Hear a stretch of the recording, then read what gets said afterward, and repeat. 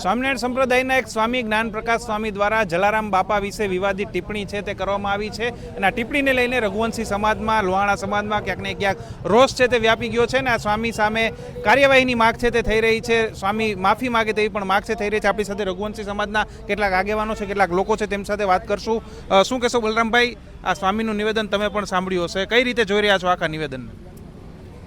સ્વામીના નિવેદનની વાત એવી છે કે આવો કોઈ ઇતિહાસ છે નહીં. નંબર 2, એ કોઈ ધર્મ છે નહીં, એ એક સંપ્રદાય છે અને આ સંપ્રદાય પોતે જ સર્વોપરી છે એવું સાબિત કરવા માટે સમયાંતરે અલગ અલગ જ્ઞાતિ જાતિના કુળદેવી દેવતાઓ કે આપણા વિશે છે ને આવા ઘસાતા નિવેદનો બોલી અને નીચા દેખાડવાનો પ્રયાસ કરે છે. આની પહેલાં હનુમાનજીને સેવક બતાવ્યા હતા, એની પહેલાં દેવોના દેવ જે આપણા મહાદેવ છે એને આવું કીધું હતું.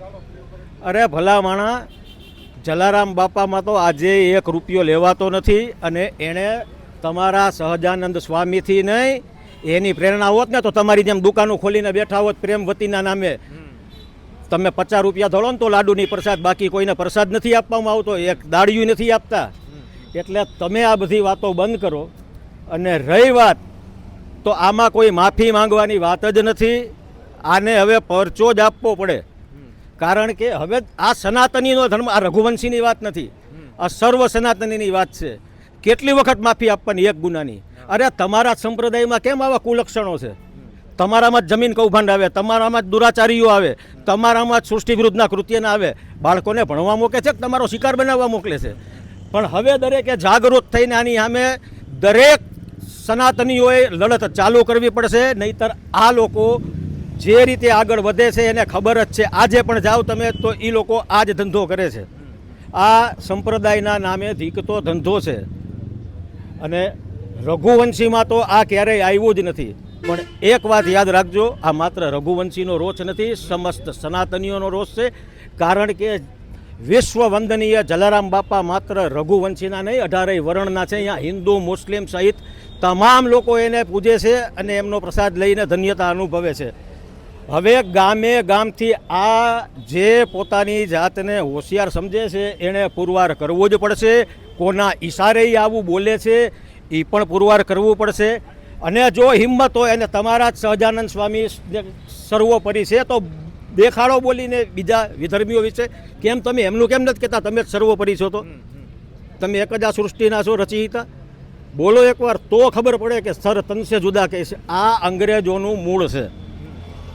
અંગ્રેજોએ સનાતન ધર્મને નષ્ટ કરવા માટે સંપ્રદાય ઊભો કર્યો હતો. આવું ગૂગલમાં તમે, મારું કહેવાનું નથી, આનો આપણે અભ્યાસ કર્યો નથી, કરવા માંગતાય નથી. અત્યાર સુધી આપણે એવું માનતા હતા કે આવે, પણ જે રીતે આ લોકો એક એક કરીને દાવ ફેંકે છે તો એમાં લખેલી એક વાત સત્ય છે. અને એને એટલા માટે આપણે માની શકાય કે વિશ્વના કોઈ પણ દેશમાં જાઓ સ્વામિનારાયણ મંદિર જોવા મળશે, બીજા મંદિરો નથી બનવા દેતા. આ એક બહુ સ્પષ્ટ વાત છે. બાકી રઘુવંશી સમાજમાં સાંખવાની વાત નહીં આવે. એને અત્યાર સુધી જલારામ બાપાના પરચા જોયા હતા, હવે રઘુવંશી સમાજના પણ પરચા જોઈ લેશે. બિલકુલ સ્પષ્ટપણે રઘુવંશી સમાજમાં કેટલો રોષ છે તે જોઈ શકાય છે. અન્ય પણ લોહાણા અગ્રણી છે તેની સાથે વાત કરશું. ગુણાતીત સ્વામીની પ્રેરણાથી જલારામ બાપાએ અન્નક્ષેત્ર ચાલુ કર્યું હતું, સદાવ્રત ચાલુ કર્યું હતું. કેવી લાગે છે આ વાત આપને? આજે સવારે સોશિયલ મીડિયા અને ન્યૂઝ ચેનલને માધ્યમથી એક વિડીયો મારા ધ્યાનમાં આવ્યો કે ગુણાતીત સ્વામીની પ્રેરણાથી પૂજ્ય જલારામ બાપાએ સદાવ્રત શરૂ કર્યું. આવું બાલિશ નિવેદન સ્વામિનારાયણ સંપ્રદાયના જ્ઞાન પ્રકાશ સ્વામીએ જે કર્યું છે એને સખત શબ્દોમાં વિરોધ કરીએ છીએ. કેમ કે પૂજ્ય જલારામ બાપા આજે વિશ્વ વંદનીય સંત છે.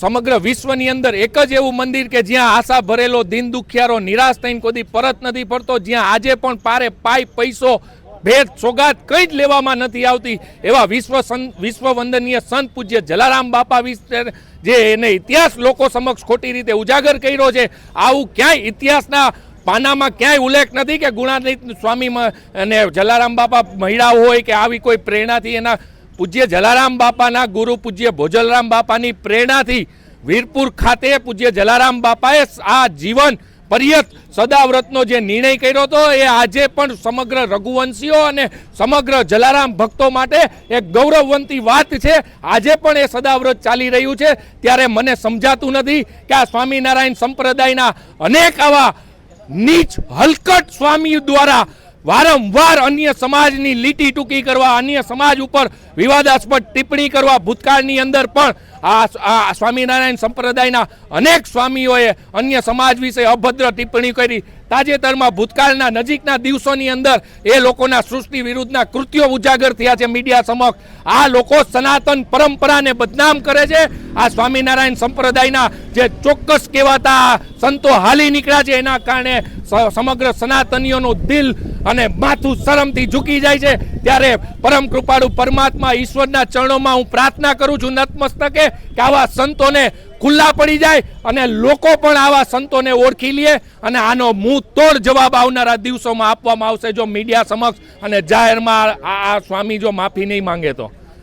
બિલકુલ, અન્ય પણ યુવાનો છે. શું માનવું છે આપનું, કઈ રીતનું હવે આગળ થવું જોઈએ જેથી આખો આ વિવાદ જે સામે આવ્યો છે?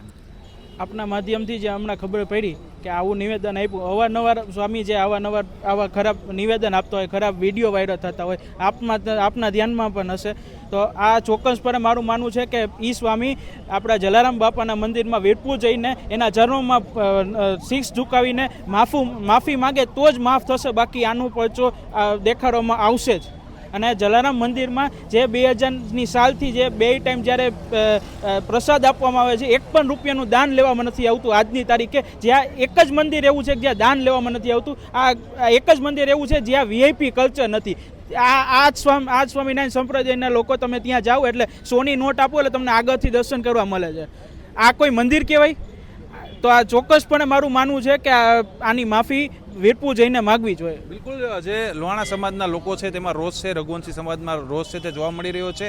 જ્ઞાન પ્રકાશ સ્વામી છે તે વીરપુર આવીને જલારામ બાપાની માફી માગે તેવો પણ લોકો છે તે માગ કરીએ છે. હવે આગળ જોવાનું રહેશે કે જ્ઞાન પ્રકાશ સ્વામી તરફથી આ આખો વિવાદ છે તેની કઈ પ્રકારની પ્રતિક્રિયા છે સામે આવે છે.